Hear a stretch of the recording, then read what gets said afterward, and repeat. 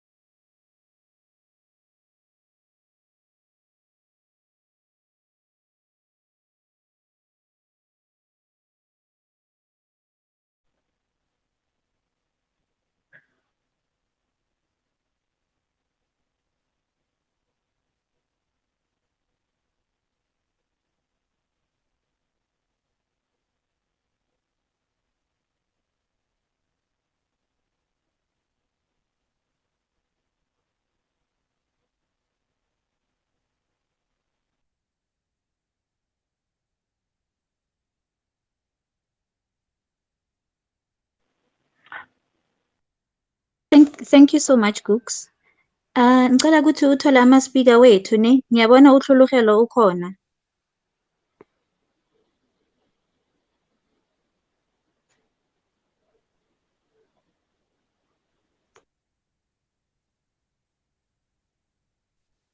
I'm trying to locate Dr. Manombe because he doesn't have a profile picture on his profile.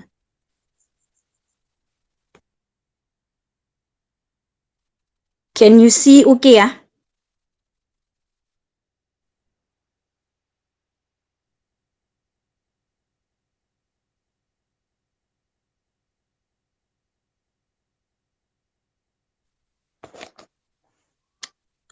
Thank you so much, guys. Good afternoon, ladies and gentlemen. My name is Ipeleng Kwadi, a cattle farmer from Breds in the Northwest Province.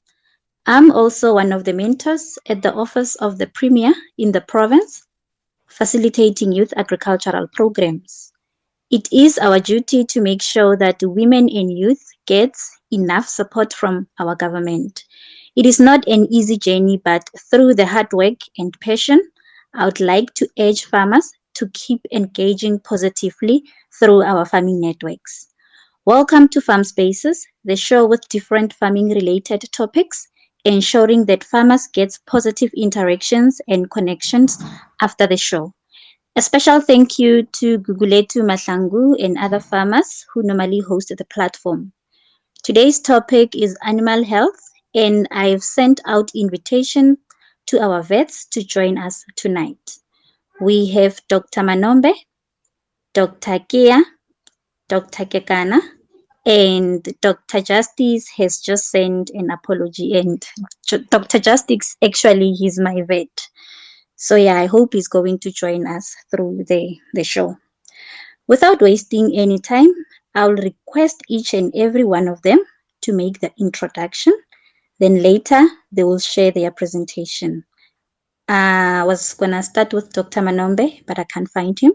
So, Dr. Kekana, may you please introduce yourself, who you are, what you do on your daily basis, and where did you study? Thank you. All right, thank you very much, Madam Chairperson. So I'm Dr. Raisiveke Kana. So I'm a vet based in Midrand.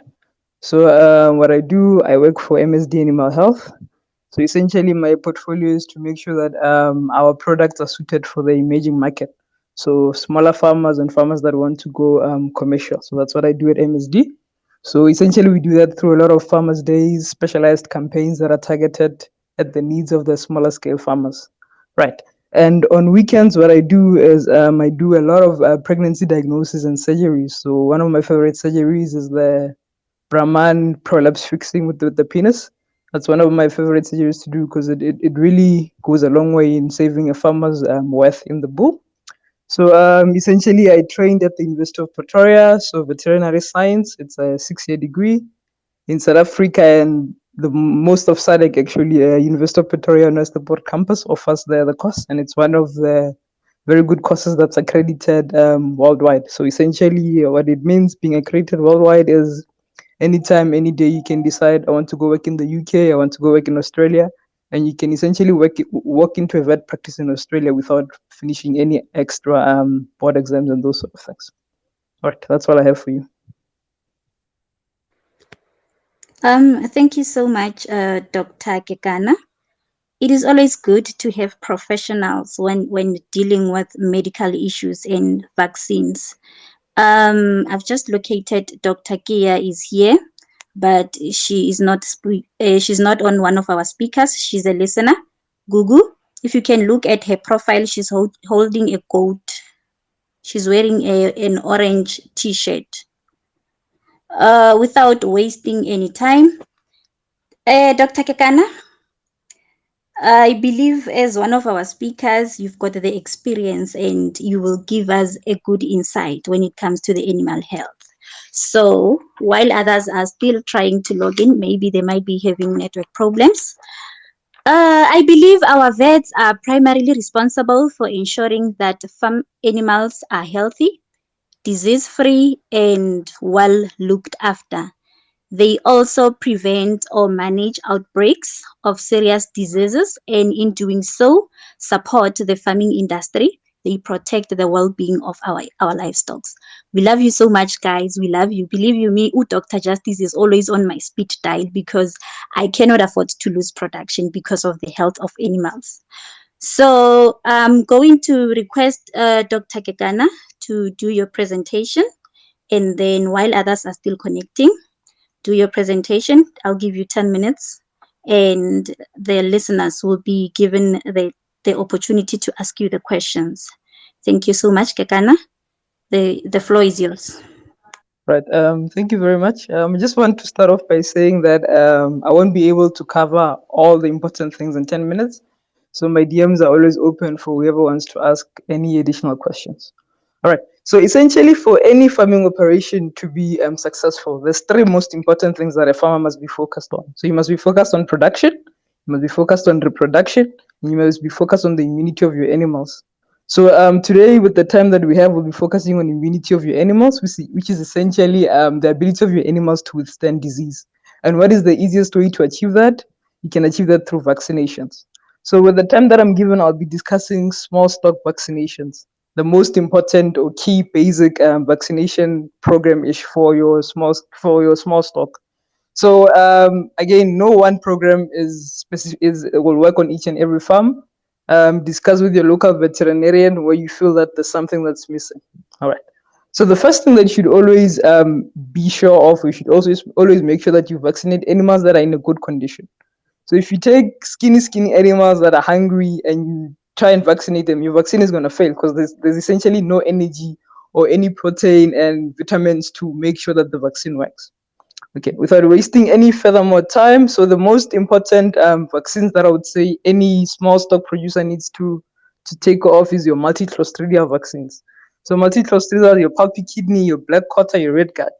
And because it's the most important vaccine, most of the vaccine producers have combination vaccines for those kind of products. So the first one that I would say every farmer should have or should use in their farming operation is Multivax P plus. So what Multivax P plus is, it covers at least 7 diseases plus pneumonia. So in areas of the country where there's issues with lung abscesses, being unable to breathe, So this vaccine will make sure that you're covered for those kind of things. Right. The nice thing about Multivax P Plus is you can use it from a very, very early age. So your lambs and kids, as early as 2 weeks, you can receive the Multivax P Plus and ensure that when you give the booster again, they're well protected against that thing. So Multivax P Plus goes for around 800, 900 for a 50 dose. So now this comes into effect with speaking about cost benefit analysis. So what is the cost of a vaccine that costs you 900 rand that gives you protection against 7 diseases versus losing your whole head to a disease that could have been easily preventable? All right, another multi-clostridial vaccine that I can recommend, which is a little bit less expensive than Multivax P Plus, will be your Corvexin. So Corvexin is also a multi-antigen anti-clostridial. It will cover all your clostridial diseases except that it doesn't have a pneumonia component. So if your animals have a low risk for pneumonia, so what would give you a low risk for pneumonia? Let's say your animals are in an area with less dust, or your winters are not that cold, or your risk for lung disease and those sort of things is very low, then you can go for a Corvexin versus going for a Multivax P plus. If you're a farmer that's a bit financially troubled, yeah. So Corvexin goes for about 400, 500 rand for a 100 dose vaccine. All right, another some sort of a multi-clostridial that I can offer you guys is called Ovipast. So it's essentially not even a multi-clostridial. So it covers your pulpy kidney, which I would say is one of the most important clostridial diseases, because any farmer that reads any deworming medication, it tells you before you deworm, you need to give a pulpy kidney vaccine. So with Ovipast, it gives you the pulpy kidney component, and the past is for Pasteurella, so it gives you the pneumonia component. So this one is sort of between the prices between a Multivax and a Corvexin, but it also gives you the protection against your pneumonia and gives you only protection against pulpy kidney, which puts you at risk for all the other clostridials. So to get the most bang for your buck, so I'd recommend a Corvexin or a Multivax P plus. Right, and that's the most basic vaccine that any small stock producer should use. Another important vaccine that I'd say I could add from what I've seen happening this year, a lot of you guys got abortions or miscarriages in your small stock. Right, there's a vaccine called Ovilis Enzovax. So it protects against Chlamydophilus abortus, which is what causes the abortions. In your late-term abortions in your goats and your sheep as well. That's I would say the most important vaccines that every farmer should have in their operation. Obviously, there's a lot other vaccines that you can put into that program, but like I said, those are more specialized vaccines that you need to discuss with your veterinarian based on your risk. So if you make sure that you get Multivax and before they lamb, let's say a month before they lamb, you know that your babies, your kids, your lambs are protected against all the clostridial. So stuff like your neonatal diarrhea, they'll be protected against because their mothers were vaccinated. So I don't know how I'm doing for time, Ipeling. No, you may proceed, sir. Okay, let me proceed. All right, and then with the vaccines, I think I've touched on the most basic, important vaccines. One other thing that's important for any small stock producer is your worms. So we can't speak about vaccines without speaking about worms, because worms also affect your immunity. So if you have worms, those that don't know what worms are, internal parasites, they suck blood, they eat some of your animal's food in the intestine. So you definitely need to do something for worms.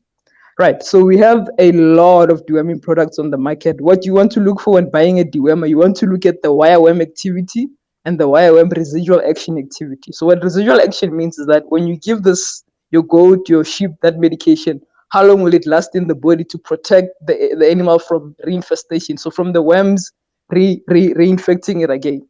So we have a lot of products in the market to deworm. We have injectables and we have your dosing. If I can start on the injectables, for instance, we have your ivermectin's 1%. So a common one to speak about is your Ivo10.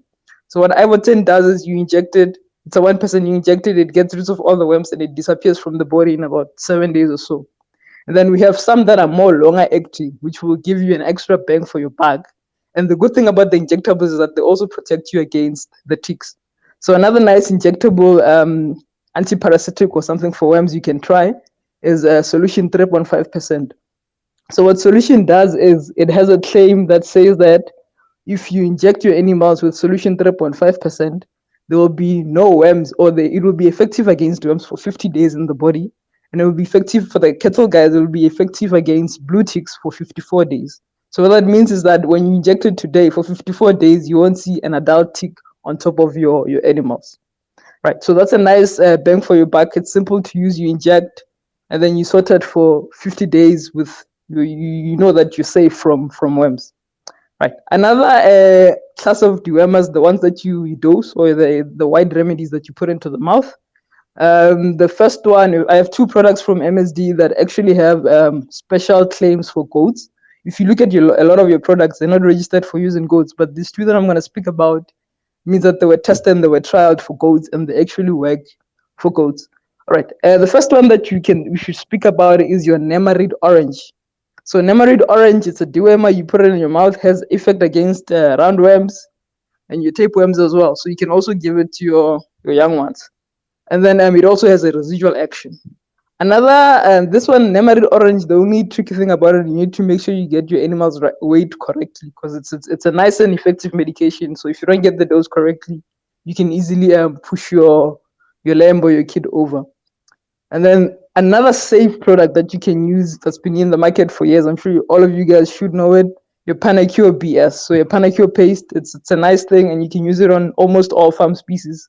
So I know a lot of you guys have horses that you use to chase your cows around and that sort of stuff. You can also use that to deworm your horses as well. So yeah, that's more or less what I have for you guys for today. Thank you so much, Dr. Kekana.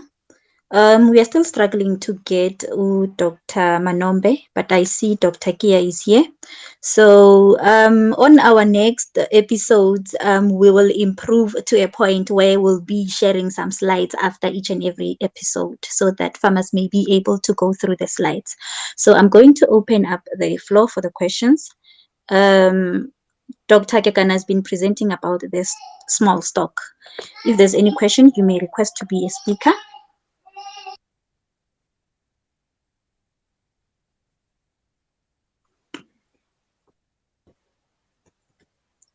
Thank you so much. If you have just tuned in our farm spaces, our topic for today is animal health and vaccines. Dr. Kia, you are welcome. You may just introduce yourself while our listeners are still preparing the questions for Dr. Kekana, and you may just share your presentation.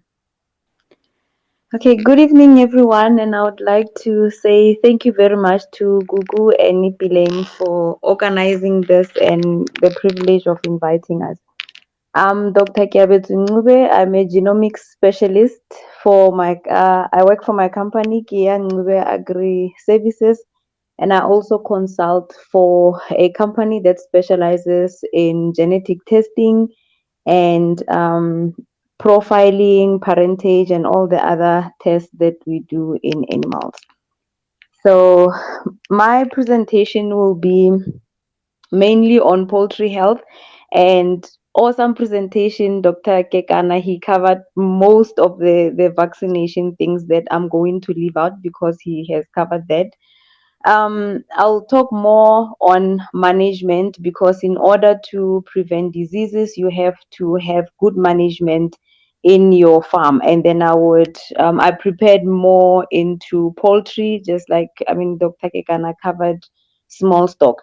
So why we would ask ourselves, why is it important to have a good poultry health and management system?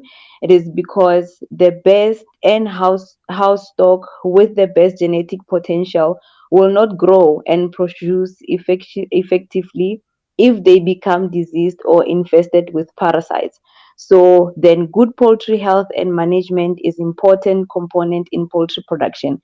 So you might be sitting there as a farmer and asking yourself that how do I go about ensuring good poultry management and health? I always say this, there are three very basic and simple principles: prevention, early recognition, and early treatment. I'm a great advocate of prevention is better than cure because I believe that if we do our best in managing our farms well and in keeping them clean, this prevents a whole lot of diseases that our animals can encounter. So I'm going to first take us into understanding what causes diseases. So we have various causes like parasites, internal, external. We have microbial diseases. We have nutritional diseases. So I'll take it one by one and try to help us to understand how we can first prevent this before we go into even vaccinations and early detection. So one of the first one, it would be our nutritional diseases. So nutritional diseases are not infectious diseases, as in they are not going to be transmitted from one animal to the other. So these are diseases such as rickets, which are due to calcium deficiency. And these are caused by lack of essential nutrients such as vitamins, minerals, or other nutrients. So, what do you do as a farmer? You have to ensure a healthy diet of your chickens and that the feed has sufficient vitamins and minerals. So, every time when you go and purchase feed, you have to go through the nutritional information and content and see whether or not they have sufficient nutrients for your chickens. And also you have to feed age appropriate feeds. Sometimes you have enough feed left that you were feeding to the chicks, and then you give this to your adult chickens. It's not going to work because the nutrient requirement for a day old chick is different from the nutritional requirements for an older chick. So you have to be careful in terms of feeding age appropriate food. And the other thing that will help in prevention is clean water. When you look at a chicken coop, chickens do a whole lot. They have feathers, they fly around. You have some people use sawdust, and some they use wood shavings. So those are the things that can go into the water and further cause the infestation of bacteria, and that if your chickens drink that dirty water, they will get sick. So make sure that you change your water. For chickens, I would say give them clean water twice a day. I once read a tweet from one of the farmers saying that if you cannot drink that water, don't give it to that animal. And I share the same sentiments. Make sure that the water for your animals are very clean. Secondly, we look at internal and external parasite infestation. Your external parasites, such as lice, which can be prevented by having, if you constantly disinfect your chicken coop. And we're looking at worms such as roundworms, sickle, and tapeworms, which you can prevent this by regular deworming. Also keeping your farm, if you take your chickens outside to roam around or stretch or play, you have to make sure that your outside environment is as clean as your internal environment where they sleep. Because the thing with worms is that if your first batch had worms and they were pooping all over, you run a risk of infecting the second batch, because some of the eggs can last for long, up to very like many months. So if your chickens will eat the soil or whatever where the other chickens that were infected were pooping, they run a risk of getting those worms. So always keep your chicken coop clean, and then deworm. All you can use dewormers like Ivumac Gold and Mediworm for chickens, and others as per recommendation by your vet. And I always prefer, when you start your batch of chickens, you deworm fortnightly until you have everything stabilized. Then you can deworm every month, but always check with your vet. This is my personal preference, that you deworm fortnightly with your first batch, and then as time goes on, you take it to every month. And then apart from parasites, and yeah, apart from internal and external parasites, we have now the most problematic diseases, which are caused by microorganisms such as bacteria and viruses. And then we're looking at diseases like avian flu, your Newcastle disease, salmonellosis, and these are prevented by regular vaccination. So somebody, vaccination gets expensive, if especially if you're a small scale farmer or if you have a lot of stock. You can cut that cost by working with state vets or with, they call them the health practitioners of the state. So you can get their contacts from Department of Agriculture if you want to know the local one, the ones nearby you, or your local ones that can help you. So that's how to cut the cost. But don't avoid vaccination in trying to cut the cost. So you can use things like Bioral H120 or other vaccinations that are preferred or recommended by your vet. And like I said, management helps us a whole lot. So the number one thing in management is hygiene. I know it's hard work, especially if you have a large farm, but if you don't get your management and your hygiene right, you're going to lose a lot of money in terms of buying medication. You can avoid, medicating your animals just by keeping your chicken coop clean. So, hygiene goes into your biosafety. And I don't know if I still have time, but I'll quickly break the biosafety into three categories, which is physical, chemical, and logical. So with your physical biosafety, number one is you look at your hygiene as a farmer. When you go into the chicken farm, how clean are you? So you have your PPE has to be very clean. Your boots, your shoes, they have to be disinfected all the time. Secondly, your chemical one, you look at after cleaning, you have to disinfect the whole chicken coop, and you have to you use mainly the chlorine carrying components. And then when you go and buy it, you'll get advice on how often you should spray the chicken coop. And logically, it's now you as a farmer looking at your farm and your circumstances. What can I do to further ensure that my animals are safe? I've seen there's a recent trend where farmers have divisions within their chicken coop. They say it, and they put their chickens in groups. They say it's safer. They don't hurt each other. They don't suffocate each other. So that's one of the logical biosafety measure that one can take as a farmer. So yeah, I think I'll leave it here. If there's anything more, my DMs are open on if yeah, my DMs are open, and then we can further discuss from them. Thank you very much. Thank you so much, Dr. Kia. It's an interesting topic, hey? Animal health. We are looking up to you guys. I mean, Kia, where did you buy that courage to become a vet? Yo, but keep it up, ne? You are really looking after our animals. So, we managed to get Dr. Manombe as one of our speakers, but I can see we've got questions. Uh, Tata Opatile, let me open the floor for you. Hi, thanks, Ipeling.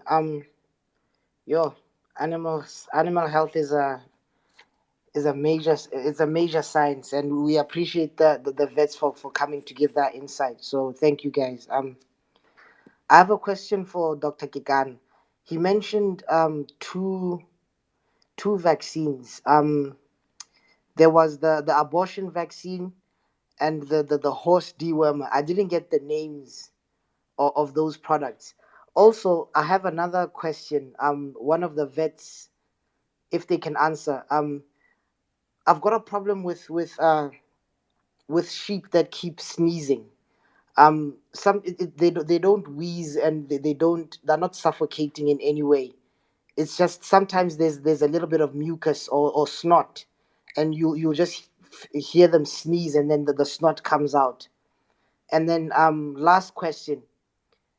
There's something that I've noticed that happens quite regularly, especially with small stock. When you slaughter the animal, you'll find that the intestines have little boils on them. I don't know what causes that. I've asked many vets, and I've never got an answer for that. So if that could be addressed as well. Thank you.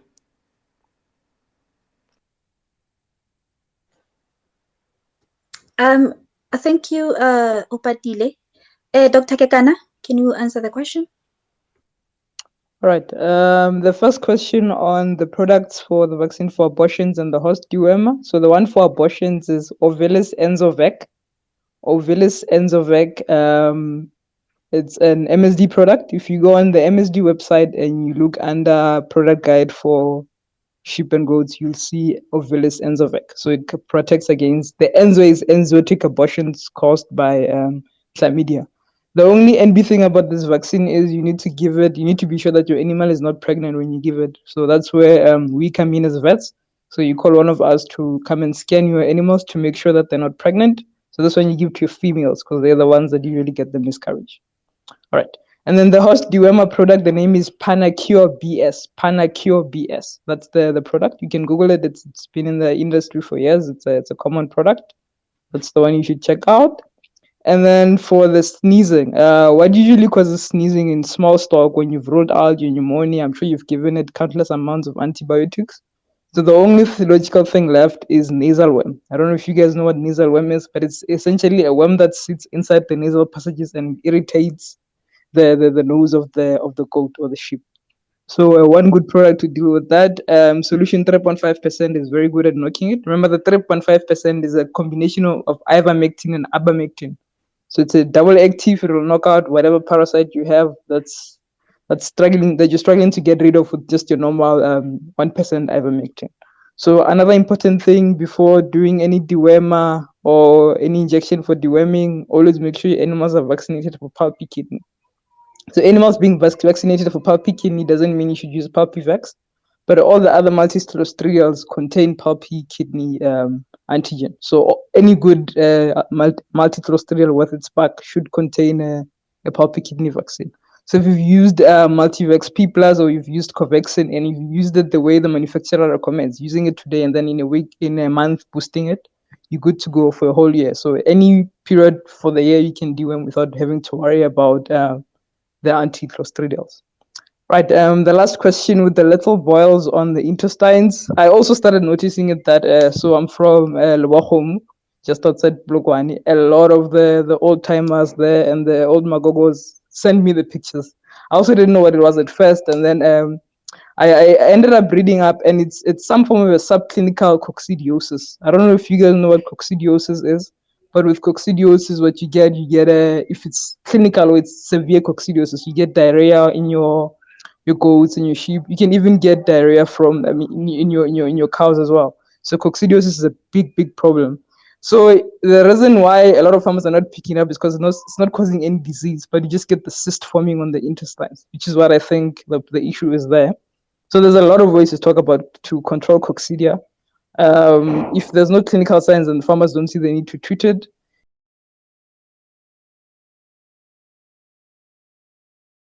and usually if you cook it, the cyst goes away.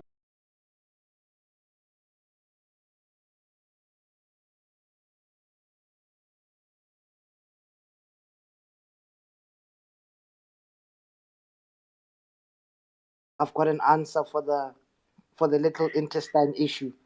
And then one last thing. You said that for the small stock, we need to, before we do anything, we need to make sure that the vaccinated for pulpy kidney. So would Multivax P Plus be something that we can use that would essentially vaccinate against pulpy kidney? That's all. Thank you. Okay. Pulpy kidney is included in the Multivax P Plus. So if you take, like I said, any good multiclostridial with its pack will contain pulpy kidney because it's the most important clostridial. So just take the box when you go to the co-op. Just take any of the multiclostridials and look at them and read which clostridia they contain. And if it doesn't contain pulpy kidney, then you must throw away that product. It's essentially useless for you. Thank you.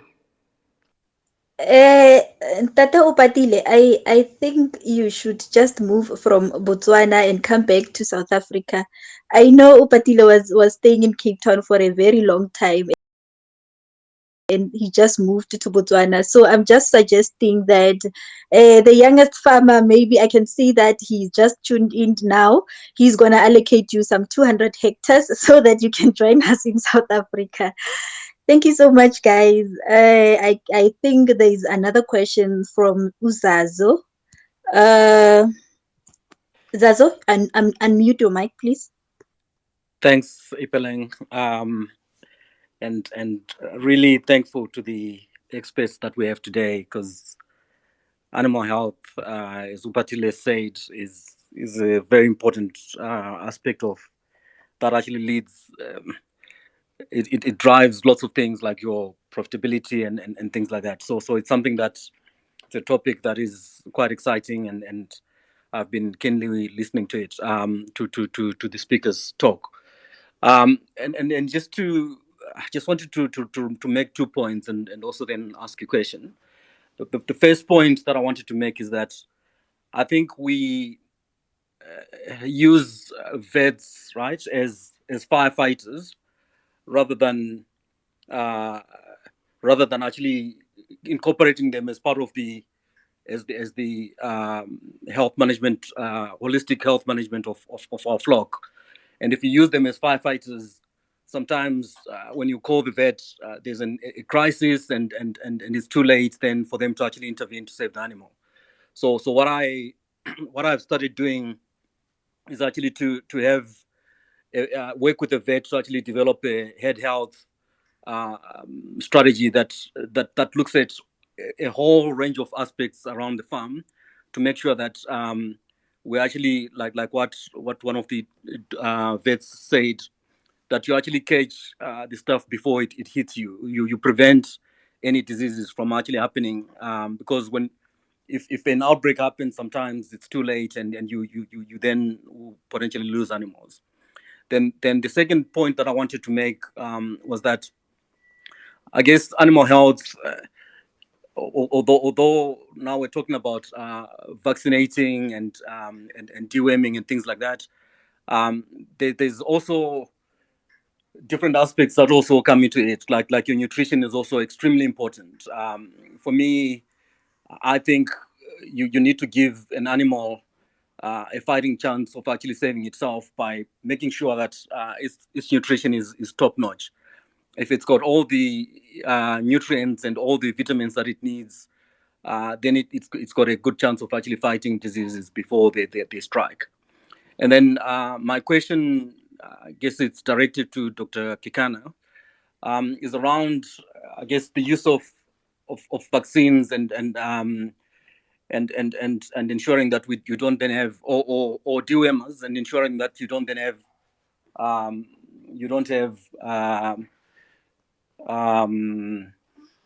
resistance. So what can you tell us around that? Because I guess mostly I've been advised that I shouldn't deworm all the animals. I should actually choose animals that need to be dewormed, and only deworm those. So I just wanted to hear your thoughts around that. Thanks. All right. So essentially, what resistance is, to the guys that don't know what resistance is basically when you use a product and then eventually it stops doing what it's supposed to do because you've just used it so much in an abnormal way. Right. So the first thing that you mentioned there is choosing which ones to deworm. That's very good for a farmer with good management. You need to understand there's different kind of farmers, which is why I said that one program does not fit all the farms. So if you have the resources and the labor to check all your animals and spot check all of them and see which one deserves to be dewormed based on the farmacia, then sure, go for it, because that's the gold standard way of doing things. But what most farmers don't have, and they can't afford to do, is that labor and that time, because most of us are weekend farmers. You have a big job somewhere. On the weekend, you just want to quick look at things. Right. So what I advise doing is that you change the product that you use, and you change between injectables and your dosing products. So I know people love ivermectins 1%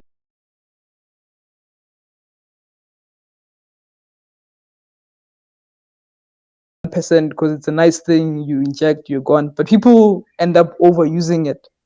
So if some people say that whenever they give their animals ivermectin every month.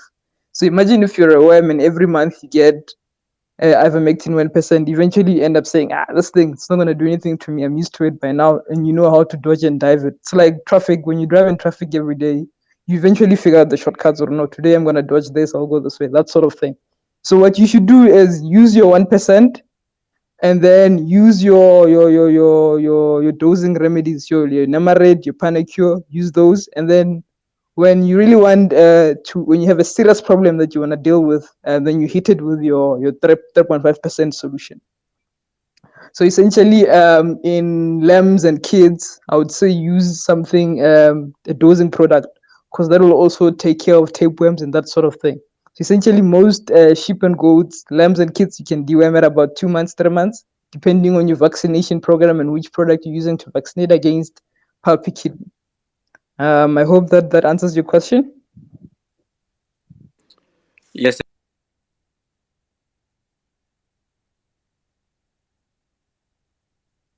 Thank you, Zazo. Dr. Kia, I think your questions It will does. be Thanks. on the way, but before you respond to the questions from your presentations, let me welcome Dr. Manombe. I was privileged. I had the opportunity to interact with Dr. Manombe on several summits around Northwest. So even today, when I shared the post, the MEC, our district directors, everybody was like, "How did you get this guy?" And I told them, "You know what, guys, farm spaces, it's on another level." So, Dr. Manombe, let me open up the floor. It's yours. You may introduce yourself and share your presentation. Good luck. Thank you. Okay, good evening, fellow farmers. Good evening, my colleagues. I'm not sure if I'm so clear, but it seems like my network is acting up here. But however, let me introduce myself. My name is Edson Manombe. I qualified from the University of Zimbabwe in 2008. I've been here in South Africa since 2009. So I did my master's in livestock breeding at Stellenbosch, and I worked for the SPCA for about 3 to 4 years in the Western Cape before I joined the Department of Agriculture in the Northwest as a state vet in 2012. So I've been a state vet since then. So I came here, and as you know, around Vryburg area in the Northwest, that's more of the Texas of South Africa. So it's mainly to do with beef in this area. So my presentation will be on beef herd health management, with more focus on vaccination programs. So I'll start with what we mean by a herd health approach. I've come to like this emphasis on a herd health approach because I remember when I turned 10 years, like 10 years experience as a vet. There's one experienced vet who told me that, there's a time where you get to a farmer and they've explained to you all the clinical signs of a disease. You get there, you find it's actually textbook clinical signs, or you go there, you do a post-mortem, you find that it's textbook. You collect all the samples that you want and you send them to the lab. It's confirmed, say it's heart water, you've taken a brain crash smear, then it's heart water. Do you celebrate or not? So I was like, yeah, I celebrate because what I suspected is what is confirmed by the lab. Then he said, no, but as a vet, you would have failed, especially as an experienced vet. And imagine celebrating the loss to a farmer. Yes, the diagnosis has been made, but the loss could have been prevented. So you find that if you have a preventative approach to your head as a beef farmer, it's more profitable. It doesn't mean that as vets we don't have work. We can still be able to assist you, but from a head health point of view. So that's my presentation today, to say what do we mean when we say do a head health approach to your head. So basically this is just those activities that you plan as a farmer, and then you make sure that you want to achieve and maintain a health head. So these activities, it's not just about planning. You implement as planned as well, and make sure that you revise them on a continuous basis to make sure that is they is a new risk, you make sure you mitigate before it destroys your head. So these revision or analysis is based on the type of farm, the type of environment, with climate change coming in, whether you got more rains, the type of your neighbors. Imagine all of a sudden you didn't have a game farmer who is a neighbor to you. If you have someone who is now more into game and is a neighbor to you, definitely your health approach has to change. And then within the head health approach, there are so many things, but like I said, I'll focus on biosecurity. But I just want to touch quickly on issues to do with your farm biosecurity on its own. You need to have those set of measures that you design to make sure you are protecting your farm from entry of, say, diseases, parasites, and all those things. But at the same time, you also make sure that if there is a problem within your farm, your biosecurity measures are there to make sure there is no further spread out of your farm so that the outbreak can be contained um, uh, quickly. Before I go to a vaccination program, I just want to emphasize to you that I don't like the term vaccination program. I want it to be more of a livestock health program where you do a holistic approach to your head. It's not only about vaccination. Make sure that the nutrition is good. I think my colleague before was talking to you about the issue of, vaccinating, your stock when they're in a poor body condition. It doesn't help. You are just wasting your money. So it needs a holistic approach where you make sure that nutrition wise your head is in a good health, not only oral nutrition. You'll find that within your area there might be geographical deficiencies within your area. For example, in this area, um, in the northwest, especially the Freiburg area, there is an issue of phosphorus deficiency. So if you don't correct that deficiency through your feed, through your injectables as well, it you might not achieve the maximum or the optimum um, performance that you want from your head. And that's the general animal husbandry. Make sure your handling facilities are okay. Make sure your records keeping are okay. Just those basics. When you do parasite control as well, do both external, internal parasites. Be able to send samples to the lab so that they can confirm what exactly is within your head. And with the vaccination that I'm going to talk about, it needs a bit of a breeding season.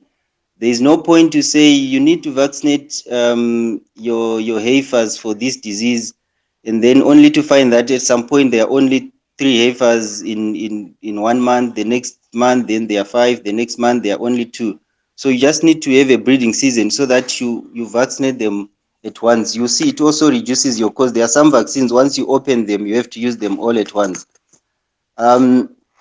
Now, just in the interest of time, I'll go on now to say what are those important diseases that a cattle farmer needs to look out for. Um, just a disclaimer before I start talking about different diseases. I'm not going to talk about different brands.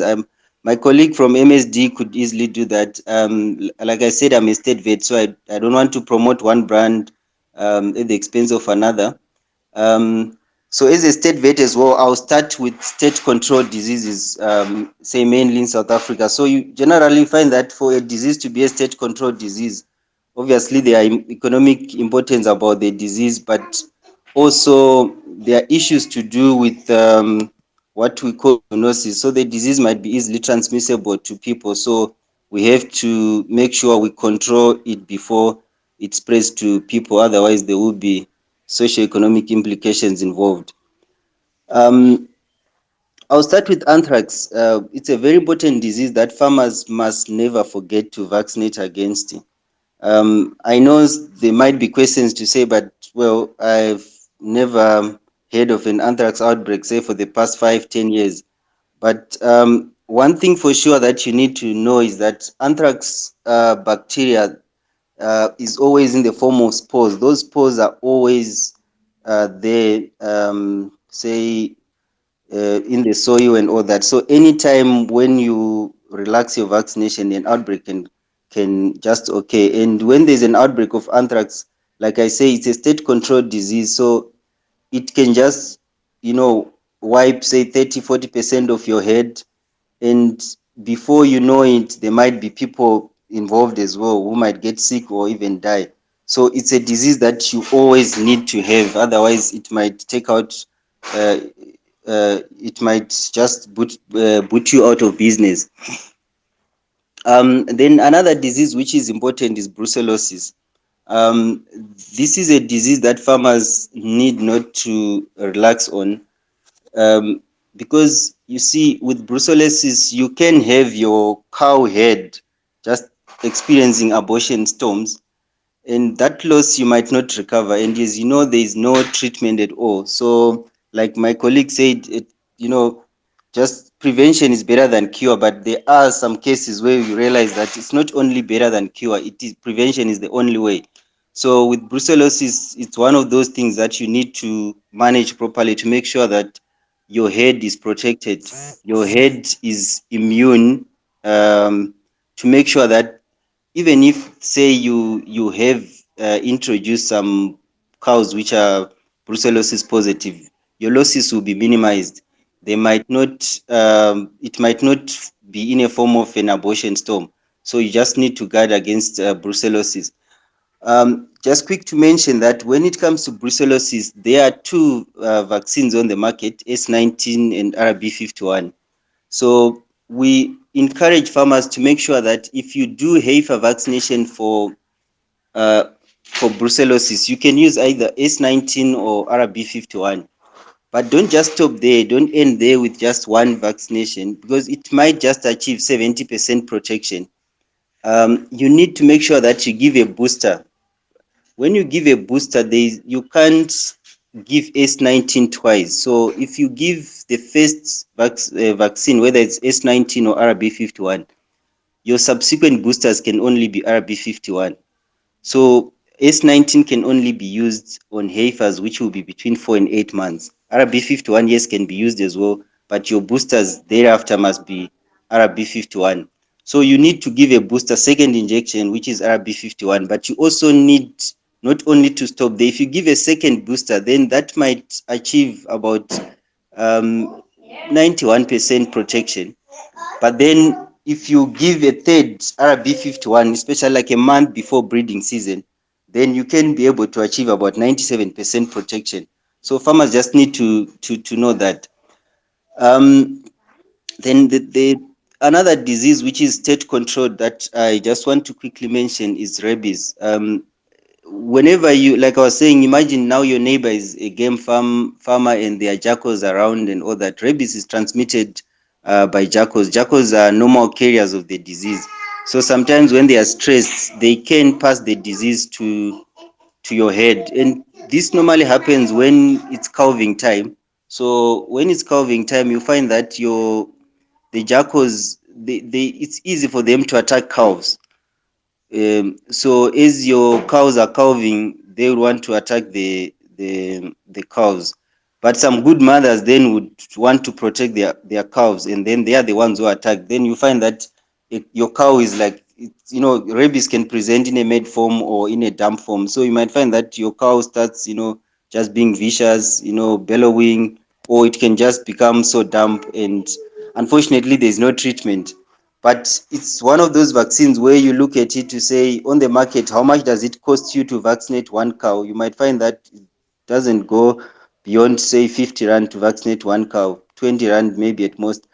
And once there is a risk, like I said, jackal population within your farm, you just need to make sure that you protect your head against rabies.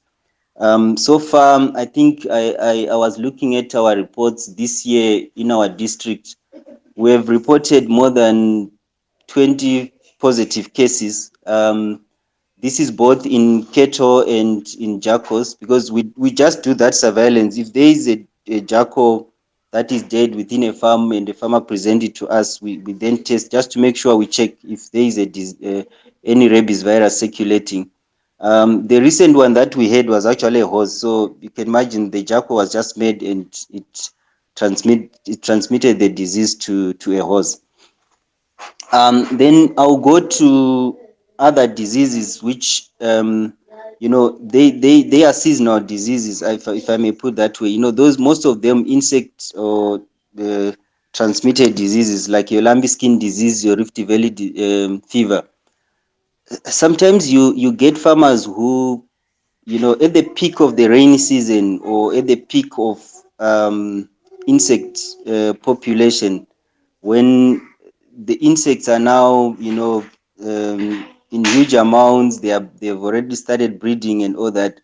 That's when farmers now want to start to say, okay, I want to look for Rift Valley fever, I want to look for lambskin disease. It's you just say, okay, it's better late than never.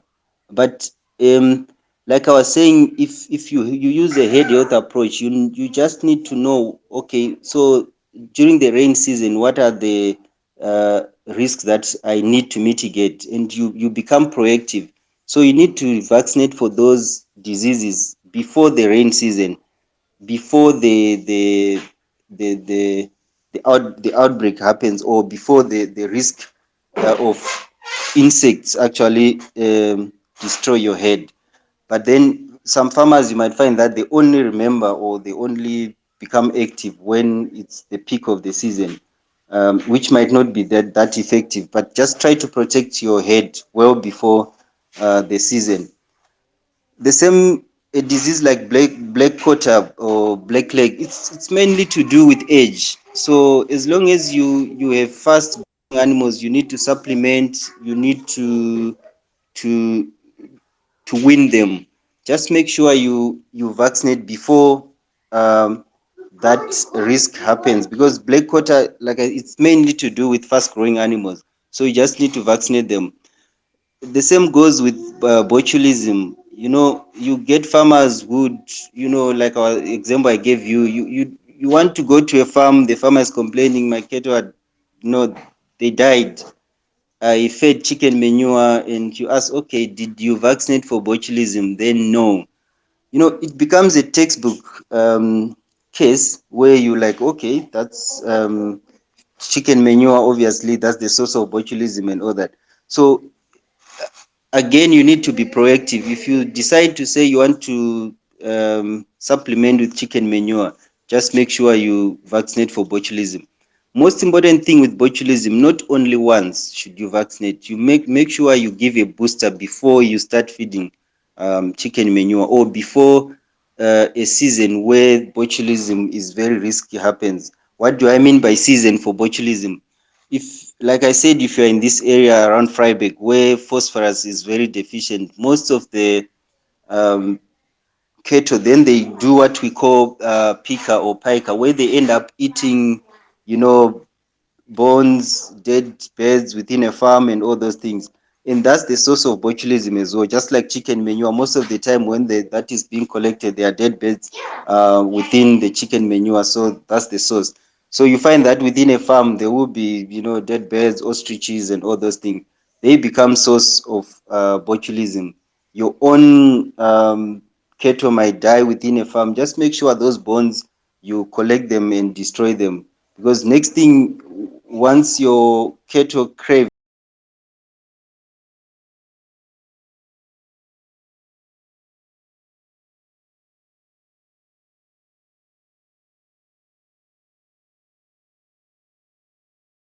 before uh, uh, before the risk of those tick-borne disease happens, because like heart water, those red rot, they're just killers. Your head will be destroyed. But those ones, obviously, you need the help of your vet to do that. The last one I want to talk about is BVD. I don't know if you've heard about bovine viral diarrhea. It's one of those diseases that can actually affect you. The reason I'm talking about it at the end, I was just thinking about it the other day, that it's a disease which it can cause like immunosuppression. In as much as it can cause diarrhea, it can cause abortions within your head and all that, but it just affects the immune system of an individual cow. So imagine you are trying to vaccinate. When you are vaccinating, you are trying to stimulate the immune system of your cows so that you have a herd immunity. But now, if there's already BVD, which means your herd has got sort of an immunosuppression within it, so you might not be able to stimulate the immune system to make sure there's protection. So make sure you also vaccinate against bovine viral diarrhea, and if possible, just do some tests. But for a proper vaccination program, I would advise you to check with your nearest vets, your local vets.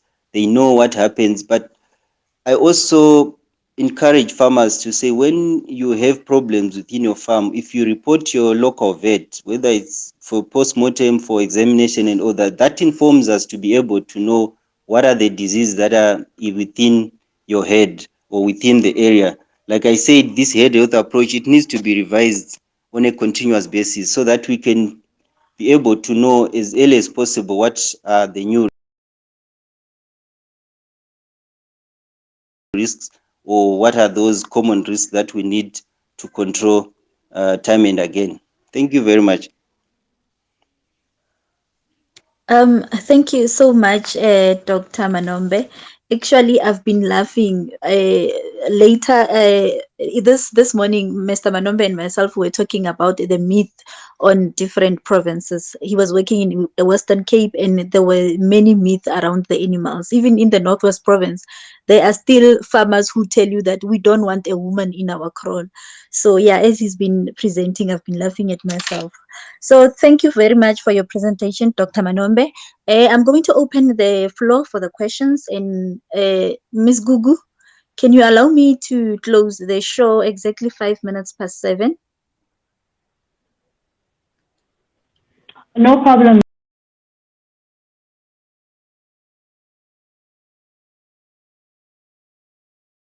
Ipeling, we do actually have questions via DMs and my timeline. So I don't know if should I read them out? Yes. Okay. Before you read out your questions, let me ask this one, and you will take over. You will close the show. Are you okay with that? No problem, Ipeling. Okay, thank you. I'm so much interested on Mr. Manombe, Dr. Manombe, because you are a state vet. Ne? This question is directed to you. And guys, please don't forget to follow the guys so that even if you are having a certain problem in your farm or with your livestock,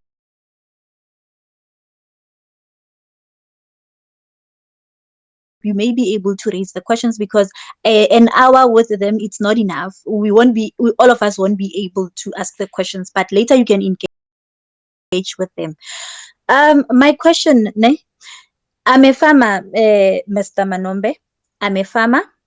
I'm not registered on the database of agriculture.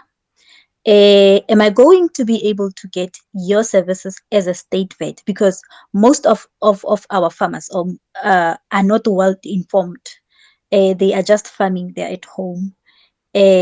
What is your advice to them to be able to access the government facilities? Because even my partner confidently he would tell me that, Ipeling, I'm not registered. We never even I don't even know my MEC.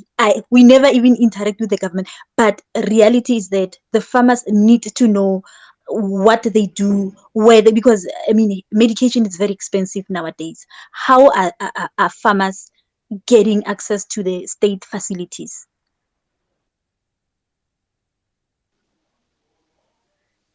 Okay, thanks for the question. Sorry, I'm not sure if I heard the full question, but I think it's about the ability of the state to be able to assist rural farmers with vaccines. Like I said, the first three diseases that I presented, that was anthrax, brucellosis, rabies. So those are state-controlled diseases, and the state is able to assist farmers with that. Sometimes where we see the risk, like botulism, black quarter, which we have seen recently, in as much as we want to vaccinate against anthrax, we we have gone to try to procure the vaccine which has got, say, anthrax and botulism as well, and black quarter, so that as much as we are controlling anthrax, we are also trying to control other disease that affects rural farmers. So yeah, here and there we try by all means to make sure that we help the rural farmers, and where we charge them, like when we vaccinate their dogs and for disease like for 5-in-1, distemper, parvo, and all those things, we just charge cost recovery fee, not to make profit at all, just to recover the cost. But for state controlled disease, those are for free. Thank you very much. Thank you so much, Dr. Manombe, and our other speakers for availing your time to come and share information with us, and our listeners, our regular listeners who normally listen to us, who takes their time to listen. We can see even some of our guests, our previous guests who used to attended our show. Thank you so much. I'm going to do this, Gugu. I'm going to hand over the questions to you, and you'll read out the questions and close the stage. Thank you so much, guys, for your endless support.